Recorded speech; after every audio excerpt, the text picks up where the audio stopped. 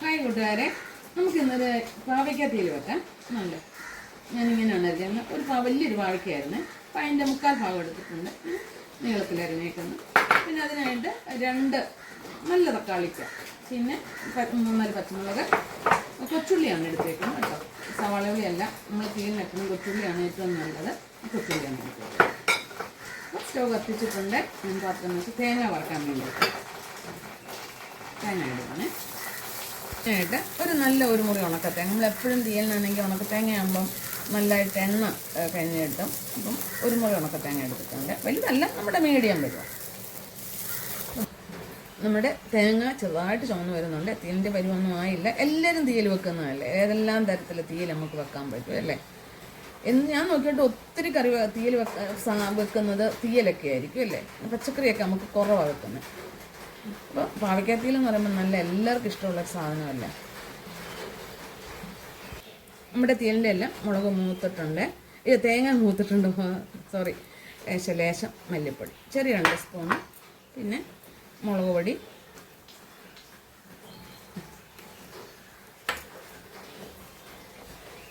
ഒന്നുകൂടെ മൂത്ത് വരട്ടെ കേട്ടോ. നമ്മുടെ തീയലിൻ്റെ തേങ്ങയും മല്ലിപ്പൊടി മുളക് പൊടിയെല്ലാം ശരിക്കും മൂത്തിട്ടുണ്ട്. നമുക്കിനി ഇതൊന്ന് അരച്ചുകൊണ്ട് വരാം. ചട്ടി വെച്ചിട്ടുണ്ട്, എണ്ണ ഒഴിക്കണം. നമുക്ക് പാവയ്ക്കൊക്കെ ഒന്ന് വഴറ്റണമല്ലോ. വഴറ്റാതെയും തീയൽ വെക്കാം, ടേസ്റ്റ് ഇതല്ലേ. ആയിട്ടുണ്ട്. ഞാൻ കടുകിടുവാണ്.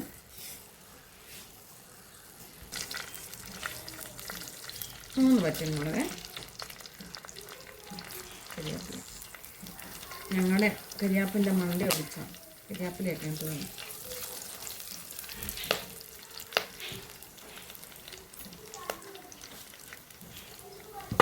കൊച്ചുള്ളി ഉണ്ടല്ലോ, കൊച്ചുള്ളി ഇങ്ങോട്ട് ഇടുവാണേ.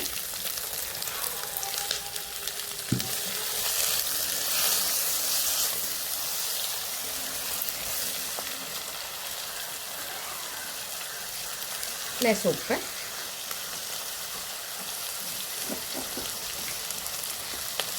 അതുപോലെ തന്നെ ലേശം മഞ്ഞൾപ്പൊടി.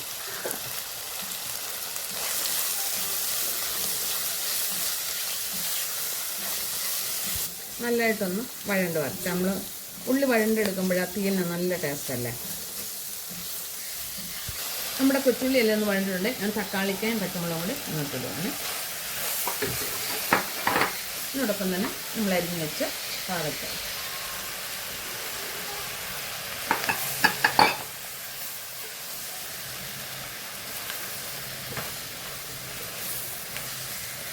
പാവയ്ക്ക തീയൽ എന്ന് പറയുമ്പോൾ നല്ല തീയലല്ലേ. പാവയ്ക്ക, അച്ചങ്ങ പയറിൻ്റെ തീയൽ ഒക്കെ മറ്റുള്ള തീയലിനെക്കാട്ടി ടേസ്റ്റുള്ളതാണ് തീയലുകൾ. ഞാൻ ലേശം വെള്ളം ഒഴിക്കുവാണ്. എന്തുവാണ്, ഇച്ചിരി വെള്ളം മതി. നമുക്ക് അടച്ചു വെച്ച് കഴിക്കാം. നമ്മുടെ പാവയ്ക്കായും കൊച്ചുള്ളി തക്കാളിക്ക് എല്ലാം വെന്തിട്ടുണ്ട്. ഇതിനകത്തോട്ട് അരപ്പിടാം. എല്ലാം അരച്ചുകൊണ്ട് വന്നിട്ടുണ്ട്.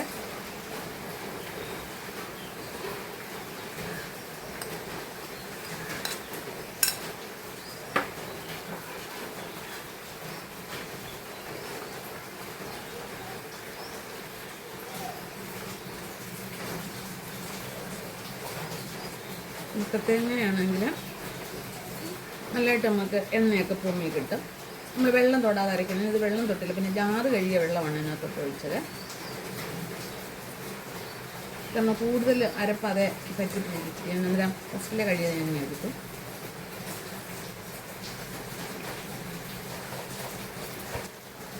ജാറ് കഴുകിയ വെള്ളം കൂടെ,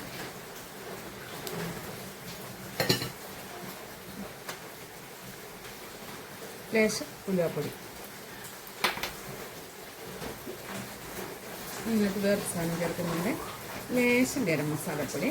തക്കാളിക്കല്ലേ ചേർത്ത്, പിഴുളിയല്ലല്ലോ. അപ്പോൾ നല്ലൊരു ടേസ്റ്റാണ്. നമ്മൾ വെണ്ടയ്ക്കത്തീനൊക്കെ നമ്മൾ ഗരം മസാല ചേർക്കത്തില്ല. അപ്പോൾ അതുപോലെ കിഴങ്ങ് തീയലിനെ, അപ്പോൾ അതുപോലെ ഞാൻ ഇതിന് ഇച്ചിരി ഗരം മസാല ചേർത്തിട്ടുണ്ട്. നമ്മൾ വെണ്ടയ്ക്ക തീയൽ കിഴങ്ങ് തീയൽ ഒക്കെ നമ്മൾ വെക്കുമ്പോഴേ ഇച്ചിരി ഗരം മസാലപ്പൊടി ഇടുമ്പോൾ ഒരു പ്രത്യേക ടേസ്റ്റുണ്ട്. അപ്പോൾ അതുകൊണ്ടാണ് ഞാൻ പാവയ്ക്കായ്ക്കകത്ത് ശകലം ഗരം മസാലപ്പൊടി ഇട്ട് പിഴുപുളി ചേർത്തിട്ടില്ലല്ലോ. അപ്പം ഇത് നമുക്ക് അടച്ചു വെച്ച് കഴിക്കാം. നമ്മുടെ തീയൽ റെഡി ആയിട്ടുണ്ട്.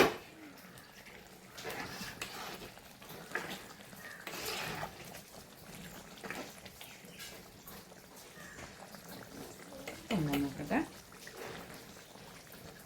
ഇച്ചിരി കൂടുതലാണ്.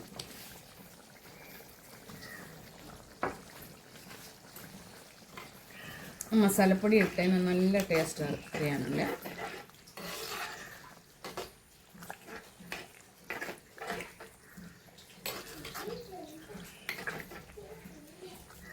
ഞാൻ മേടിച്ചിരുന്നു മത്തി മേടിച്ചിട്ടുണ്ട്. അത് വറുത്ത് പാവയ്ക്കത്തിലും ഇടുമ്പോൾ നല്ലതല്ലേ.